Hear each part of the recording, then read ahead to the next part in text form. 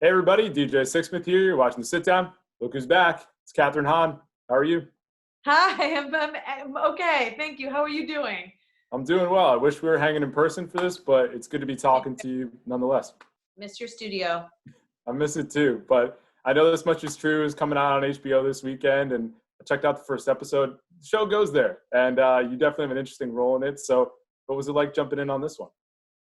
Yeah, I mean, I'm such a huge fan of Mark Ruffalo's and also of the director Derek France, who I knew that was going to be just such a beautiful deep dive. I really wanted the privilege of being able to be up close and personal to seeing Mark do this, and he did not disappoint. And yeah, the whole cast was just like so phenomenal. People are asked to do things that maybe they don't, or it's opposite, maybe a little bit off, like to what they're normally asked to do on camera. And so I knew it was just going to be a real creative, juicy chapter for sure. I'm also really so moved and love the source material so much. So I was thrilled. Do you think that holds true for you, that you were asked to do something different on camera, just like other people? Yeah, I think so. A little bit. Like, yeah, I think we're all asked to kind of like go against our like whatever, somehow a lot of us were asked to go a little bit against of how whatever we're usually seen. And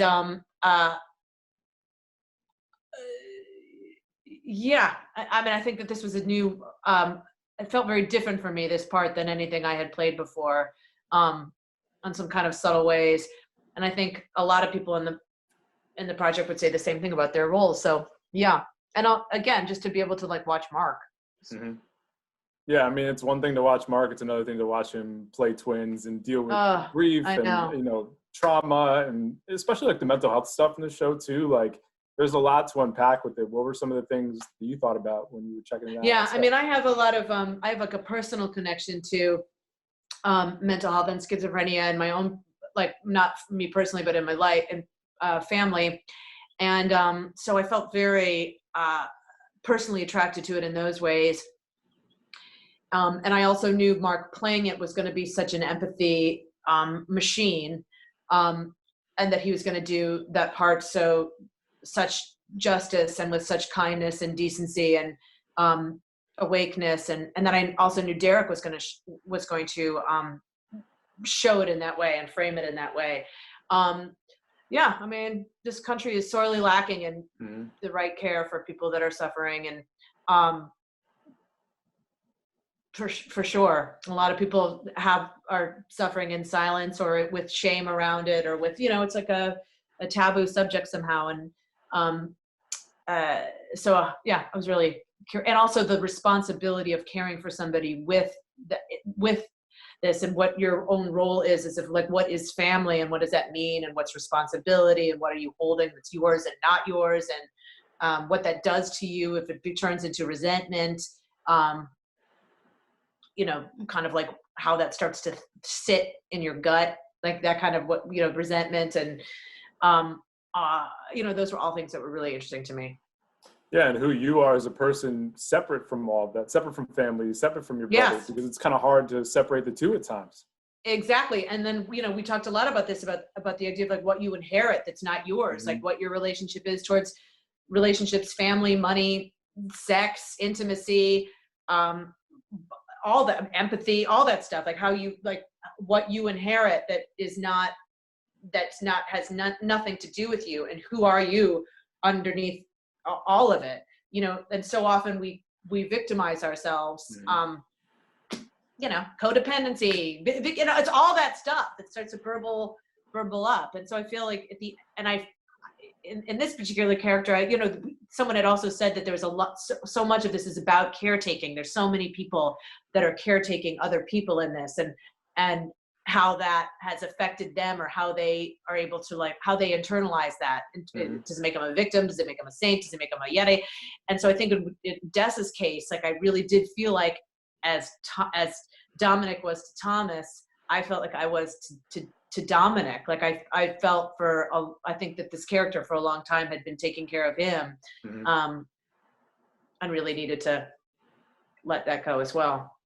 Yeah, there's an interesting scene in the first episode with Dessa where it's like there's a reaction to a really critical moment, and it just goes to show like some people react in different ways and they look to try and rekindle things, and sometimes you can't control what's going on, but also sometimes it's not appropriate to try and reconnect. No, and he's such, I mean, I love that scene. I know exactly what you're talking about, and I just think Dominic, what I loved about it so much is like, I mean, Dominic is such a mess at that point and has has no sense of his, he's just falling all over the place.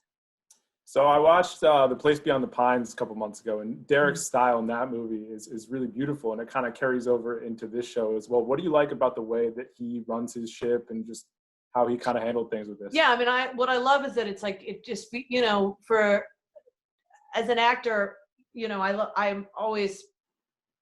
it's always a dream to find directors in which the performance is, I don't know, I feel like it should be, most imperative is performance over anything else, that it should be performance driven and everything else is there to support it.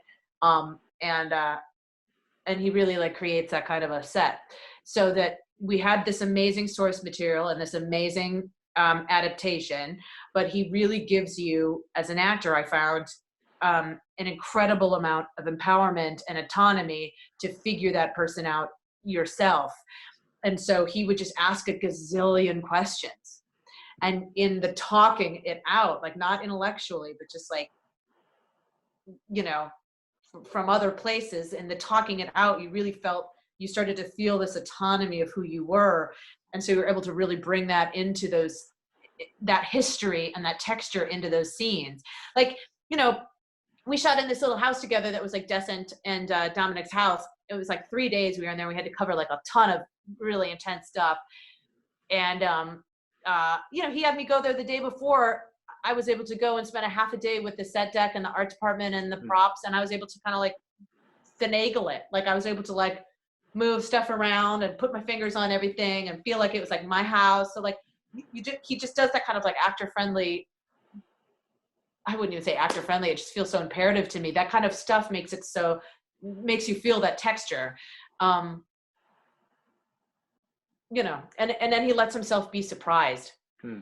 So on the day, like he will just let himself, he just has that openness and willingness to, it doesn't feel that it's not indulgent because it's all really attached to the script, but he'll let himself be surprised by performance, which is always such a dream. So when people check this thing out, it's obviously going to be an emotional roller coaster. What are some big thoughts you want people to take away from this? I mean, I think like what you had said at the beginning, it's about, when you were so right on. I mean, I think so much of it has to do with family and responsibility and the self. Like, I mean, I think it has so much to do with, I think hopefully there will be like hopefully there will be a feeling like in any good kind of like heavy dramas, that there is a feeling of like redemption or catharsis or being seen or a release, that there is something that can feel very powerfully connective about it, and also just like a release, to just a connection of just being human, I think. And especially now, like, I mean, look at us in all of our little boxes. It's like, I know that I felt like really connected to my family in ways that I had not before, or had needed them in ways that I maybe had been taken for granted, or just not reaching out as much as I have now. And it feels very medicinal, those connections. So yeah, I think hopefully people will feel all those things. And it's things we should be doing regardless, but it's like if somebody gets sick, if something crazy happens, then that's when we start to reach out to people and talk to people. And it really makes you think about your situation overall. Because what those bonds really are, that they are like, I mean, now that we're looking at each other in these boxes, like family, it just becomes like vapors. It's like, what is it? What is holding this like really disparate group of humans together? And what is the need for it and why? And so you do, I mean, at least I feel much closer to my family than I had, weirdly, when we had more access to each other. And so this is I think hopefully people will feel that as well. Agreed. Well, Kathryn, great to talk to you. Be well. Thank and we'll talk to you down the road, all right? Take care of yourself. Really good to see you.